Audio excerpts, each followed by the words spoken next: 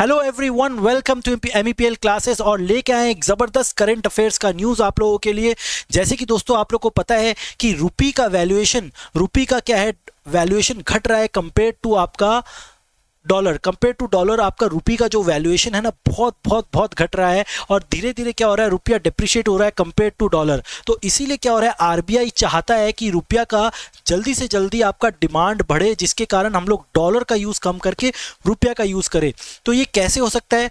जैसे कि आपको पता है कि आजकल कभी भी कोई भी बाहर कंट्री से अपने ट्रेड करते हैं, कोई फॉरेन कंट्री से ट्रेड करते हैं, चाइना, यूएसए, यूनाइटेड किंगडम, जिससे भी हम लोग आप ट्रेड करेंगे ना, तो आप लोग को डॉलर का ही दरकार होता है। डॉलर से ही ट्रेड सेटलमेंट होता है, because 60% of the world uses dollar. तो इसलिए डॉलर का डिमांड हर समय ज़्यादा होता है। जैसे कि दोस्तों आप लोग को पता है कि इंडिया एक नेट इंपोर्टर कंट्री है। नेट इंपोर्टर कंट्री मतलब इंडिया में जो एक्सपोर्ट होता है ना, उससे ज़्यादा इंपोर्ट होता है। तो इंडिया में because make in India campaign इसीलिए चलाया जा रहा है हमारे प्रधानमंत्री मोदी जी द्वारा, कि हम लोग ज़्यादा से ज़्यादा एक्सपोर्ट करें रेदर देन इंपोर्ट। जिससे क्या होगा, रुपया पे आपका दबाव कम पड़ेगा, जो आपका इंडियन रुपया है उसके ऊपर दबाव कम पड़ेगा। अब जैसे कि आपको पता है, अगर हम लोग नेट इंपोर्टर है, नेट इंपोर्टर मतलब क्या होता है, एक्सपोर्ट का वैल्यू आपका कम है कंपेयर टू इंपोर्ट। तो हर समय हम लोग को पेमेंट करना ही पड़ता है। तो जितना हमने ज़्यादा से ज़्यादा पेमेंट करेंगे, तो उतना ज़्यादा से ज़्यादा डॉलर का अपने को दरकार पड़ेगा। और इसके कारण क्या है, डॉलर का डिमांड बढ़ने के कारण रुपया का डिमांड कम हो रहा है। रुपया का डिमांड कम होने के कारण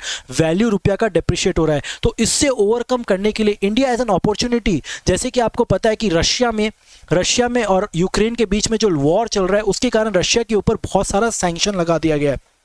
तो सैंक्शन के कारण क्या हो रहा है, रुपया आपका जो रशिया है वो आपका स्विफ्ट का यूज़ नहीं कर पा रहा है, जिसके कारण वो डॉलर में पेमेंट नहीं कर पा रहा है। जैसे कि आपको पता है इस मौके का फ़ायदा इंडिया ने उठाया था और भर भर के रशिया से इंपोर्ट किया था, because India is taken a neutral stand. So they are not with west also, they are not with Russia also. तो that is why we are in non align movement. तो इसीलिए क्या हो रहा है, नॉन अलाइन मूवमेंट के बारे में जानेंगे कभी और, को एक नया वीडियो डालेंगे। तो इसीलिए क्या हो रहा है, इंडिया अब चाह रहा है कि ना रशिया का सेटलमेंट जितना भी हो, सबसे पहले रशिया के संग सेटलमेंट हुआ था रुपीस के संग, बिकॉज इंडिया ने फर्स्ट टाइम जुलाई 2022 में ये लॉन्च किया था ट्रेड सेटलमेंट इन रुपीस। तो उसके कारण क्या होता है, स्पेशल रुपी वोस्त्रो अकाउंट क्रिएट किया जाता है। स्पेशल रुपी वोस्त्रो अकाउंट क्या होता है, सपोज मान लीजिए रशिया की कंट्री का कोई बैंक है, तो रशिया की कंट्री का कोई बैंक है, तो वो क्या करेगा, इंडिया में क्या करेगा, अपना एक अकाउंट क्रिएट कर देगा। एक अकाउंट क्रिएट करने के बाद क्या होगा, सपोज मान लीजिए मैं इंपोर्ट कर रहा हूँ कुछ भी रशिया से, सपोज मान लीजिए रशिया से मैंने क्रूड ऑयल इंपोर्ट किया, तो मेरे को रशिया को पेमेंट करना है। तो मैं उसका जो अकाउंट इंडिया में खुला हुआ है, जो कि स्पेशल रुपी वोस्त्रो अकाउंट है, instead of paying dollar I will deposit Indian rupee. Suppose मान लीजिए 500 करोड़ रुपए का मैंने क्रूड ऑयल इंपोर्ट किया, तो 500 करोड़ रुपीज़ मैं आपका आपका जो स्पेशल रुपी वोस्त्रो अकाउंट है उसमें डाल दूंगा। अब सपोज मान लीजिए मैंने कुछ एक्सपोर्ट किया है, तो मेरे को पेमेंट आना है। अब वो मान लीजिए मेरे को 400 करोड़ रुपए का पेमेंट आना है इंडियन रुपी का, तो 400 करोड़ रुपए इंडियन रुपी मैं क्या करूंगा, 500 करोड़ रुपया जो उसका वोस्त्रो अकाउंट में मैं उससे क्या करूंगा, लेस कर दूंगा। अब मेरे को उसको नेट 100 करोड़ का ही पेमेंट करना है, बिकॉज 500 करोड़ रुपीज से 400 करोड़ रुपीज डिडक्ट हो गया। 500 करोड़ रुपीज का इंपोर्ट किया था मैंने, इसलिए मेरे को पे करना था, तो मैं उसके वोस्त्रो अकाउंट में 500 रुपीज डाल दिया, 500 करोड़ रुपीज। और सिमिलरली 400 करोड़ रुपीज का मैंने कुछ इंपोर्ट किया, तो एक्सपोर्ट किया, तो मेरे को रुपया देना है, मेरे को रुपया लेना है उससे, तो मैं उससे वोस्त्रो अकाउंट से लेस कर दिया। अल्टीमेटली 100 करोड़ का पेमेंट हुआ। तो इसको बोलते हैं trade settlement in Indian rupee. साथ ही साथ आपको पता है, जबकि आपका न्यू बैलिस्टिक डे में जब अपने फ्रांस में प्राइम मिनिस्टर गए थे, तो उन्होंने बोला था यूपीआई पेमेंट अब पॉसिबल होगा in international countries also. In countries like in France आप यूपीआई का यूज़ कर पाएंगे, इंडियन यूनिफाइड पेमेंट सिस्टम का आप यूज़ कर पाएंगे। तो इसमें क्या होगा, अगर ये पेमेंट सिस्टम हम लोग का यूज़ होगा ना, तो क्या होगा, आप मान लीजिए आईफिल टावर में खड़े आप पेटीएम का यूज़ कर पाएंगे, भीम यूपीआई का यूज़ कर पाएंगे, और वहाँ के वेंडर्स लोग को आप इंडियन रुपये में पे कर पाएंगे। तो इसलिए क्या होगा, हम इंटरमीडियरीज को बाईपास कर देंगे, क्योंकि कोई भी पेमेंट अगर हम लोग करते हैं आपका इंडियन करेंसी से, तो हम लोग इंडियन करेंसी से अगर पेमेंट करें, अगर कोई फॉरेन करेंसी में पेमेंट कर रहे हैं, तो वहाँ पे 2 बार कन्वर्जन होता है, Indian currency to foreign currency dollar में, फिर डॉलर करेंसी टू आपका जो भी फ्रांस का करेंसी है आपका उसमें पेमेंट होता है। लेकिन ये एक विनिंग स्टेप है, अगर हम लोग का यूपीआई पेमेंट अब चालू हो जाएगा जहाँ से आईफिल टावर से, तो हम लोग यूपीआई में पेमेंट कर पाएंगे। और क्या कर पाएंगे, इंडिया एक अपना पूरा वर्ल्ड को दर्शा पाएगा कि देखिए कैसे यूपीआई पेमेंट इतना फास्ट चल रहा है। जैसे कि आपको पता है कि अभी दिल्ली में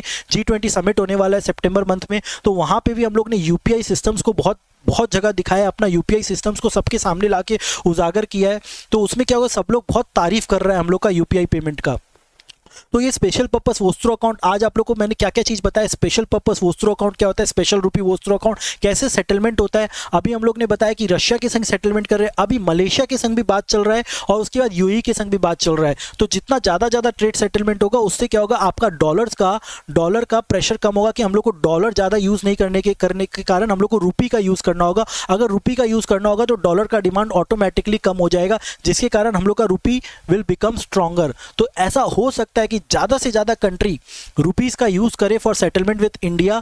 लेकिन देखिए हम लोग ये नहीं चाह रहे कि जैसे मान लीजिए अभी क्या होता है डॉलर के केस में, क्या होता है अगर मान लीजिए चाइना अगर चाहे रशिया को, दोनों के बीच में, चाइना और रशिया के बीच में कारोबार हो रहा है लेकिन पेमेंट होता है डॉलर के टर्म्स में, रेदर देन चाइनीज करेंसी के नहीं, बल्कि रशियन करेंसी को भी नहीं लेके डॉलर में करेंसी में ट्रेड सेटलमेंट होता है। तो वो दिन बहुत दूर है। लेकिन अगर अपने इंडिया के संग जो कंट्रीज ट्रेड कर रहे हैं apart from US and UK, अगर हम लोग बाकी कंट्रीज के संग अगर रुपी में सेटलमेंट करें तो ये इंडिया के लिए बहुत बड़ा सिचुएशन है। इंडिया अगर, और आपको पता है इंडिया का कितना बड़ा जीडीपी है, 3 ट्रिलियन की तरफ जा रहा है, 3 से 4 ट्रिलियन की तरफ जा रहा है। तो ये अगर जो अपना जीडीपी अगर इसको भी अपने टैप कर लेते हैं ना, तो भी अपने रुपी को बहुत स्ट्रॉन्गर लेके आ सकते हैं।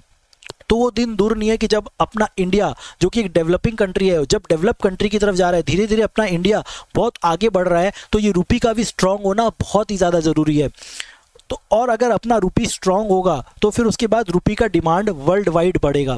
ठीक है, तो ये अपना रशिया के ऊपर जो सैंक्शन लगाया हुआ है उसके कारण क्या है, इंडिया एक अपॉर्चुनिटी यूज़ कर रहा है। इसके कारण क्या होगा, वर्ल्ड जो इंडिया में जो बैंक है, रिजर्व बैंक, जिसको आपको करेंसी फॉरेन रिजर्व करके रखना पड़ता है, वो रिजर्व भी खाली नहीं करना पड़ेगा। उसके कारण क्या होगा, इंडिया के ऊपर बहुत फायदा रहेगा। इंडिया को बार बार डॉलर खरीदने का दरकार नहीं, रेट फ्लक्चुएशन से भी डॉलर का रेट फ्लक्चुएशन से भी इंडिया बच सकता है। अभी इस पर काम चल रहा है, बहुत काम चल रहा है, देखिए आगे क्या होता है। Let's hope for the best. Thank you very much.